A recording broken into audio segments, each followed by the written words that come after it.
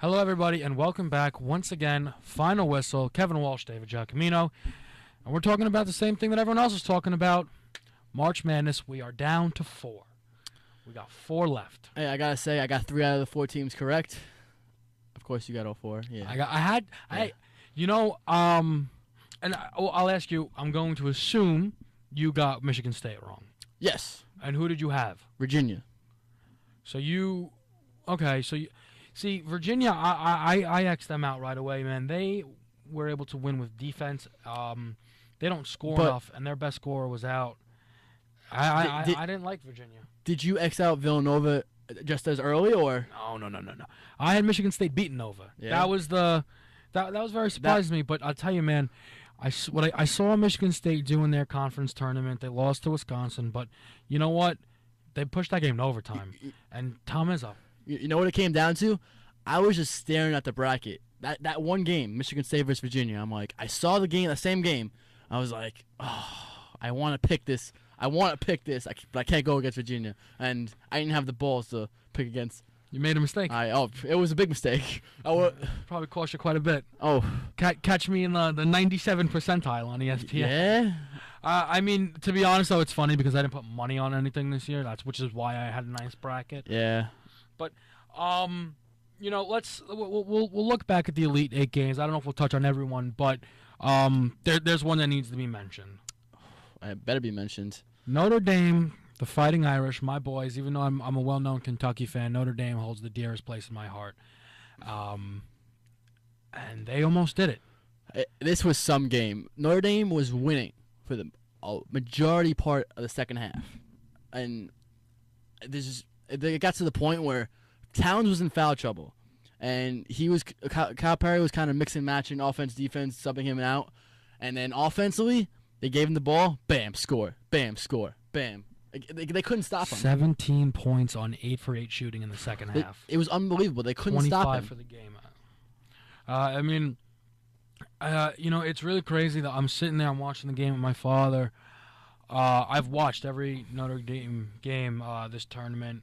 I remember a little thing. When they were playing UNC in the conference championship, they were down 4. And I swear, the second I walk in the living room, that 24-2 run started. I was like, I think I got the luck. But I'm sitting there and I'm like, Notre Dame doesn't have a chance. And even with that game being close, I just didn't think Notre Dame had a chance. And it's just because I really feel like Kentucky is that good.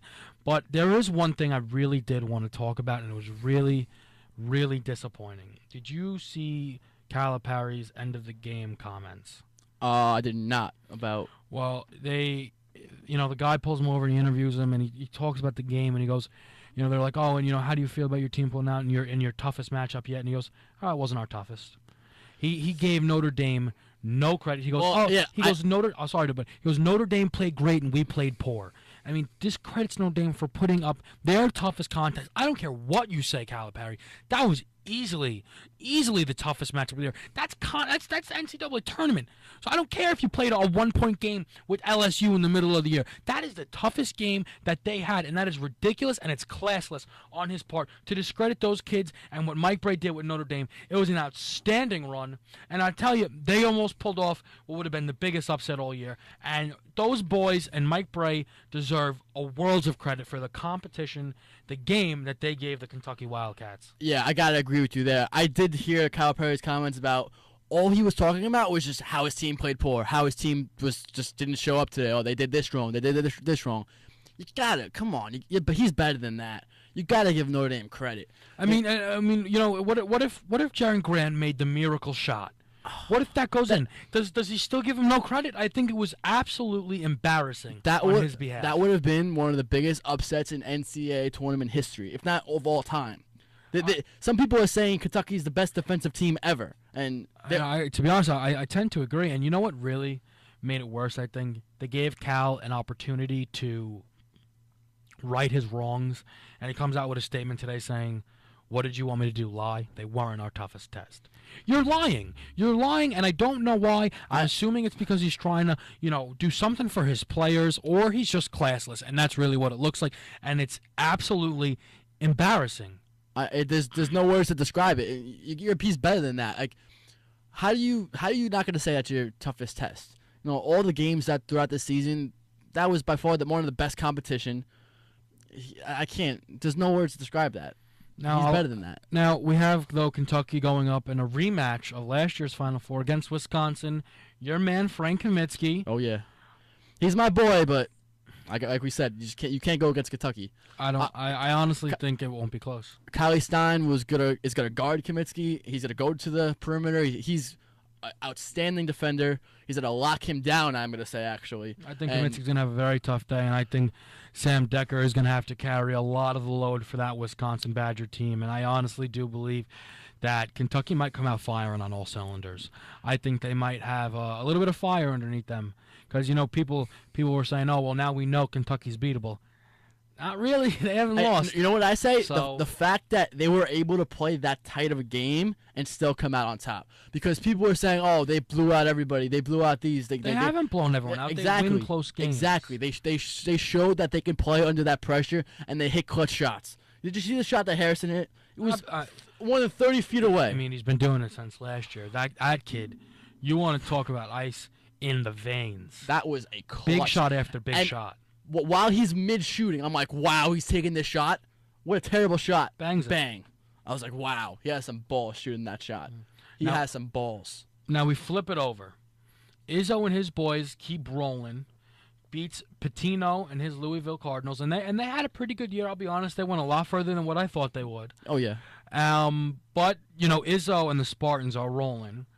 Hottest team in the NCAA right now. They're coming up against my Duke. The Duke Blue Devils. They ended up putting a beatdown on Gonzaga in the end of that game. It was a close game. Score doesn't show how tough of a game it was, but towards the end they just beat them down.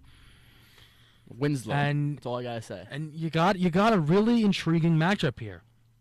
Duke in recent history has kind of struggled tournament-wise, but this year they've looked pretty good. And you got Tom Izzo, who's an absolute guru.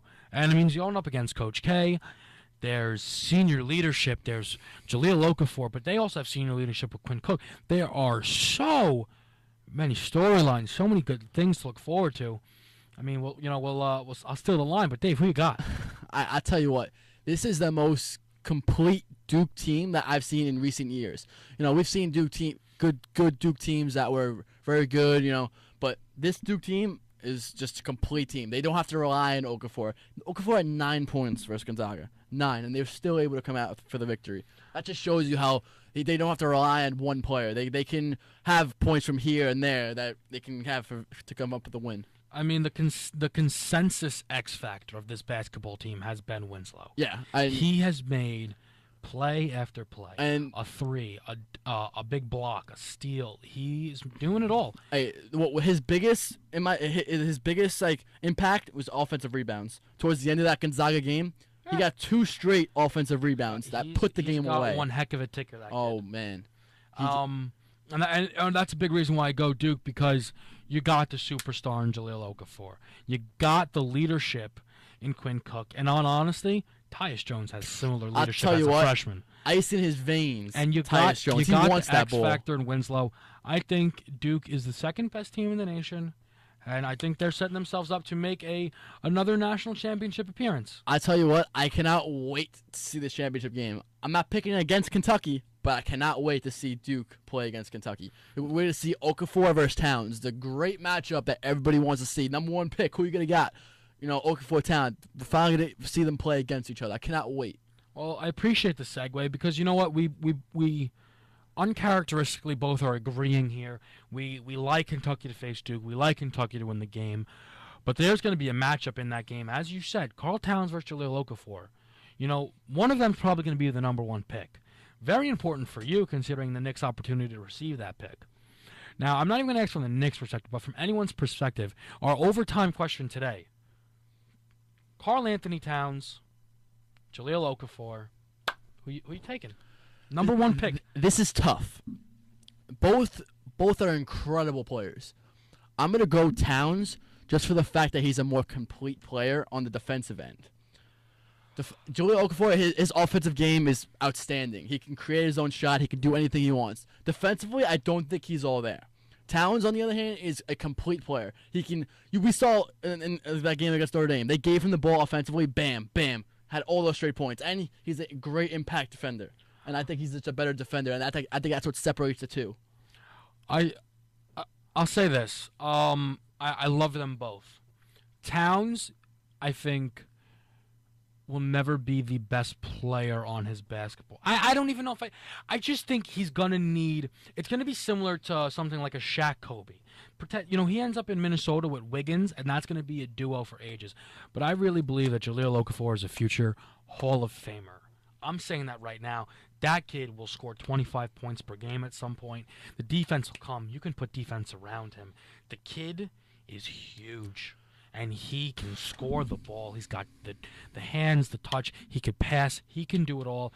If I need a franchise-changing player, I'm going Jahlil Okafor. One thing I want to see in this championship game, if it does happen, which we both hope it does, but Towns doesn't not necessarily play big minutes.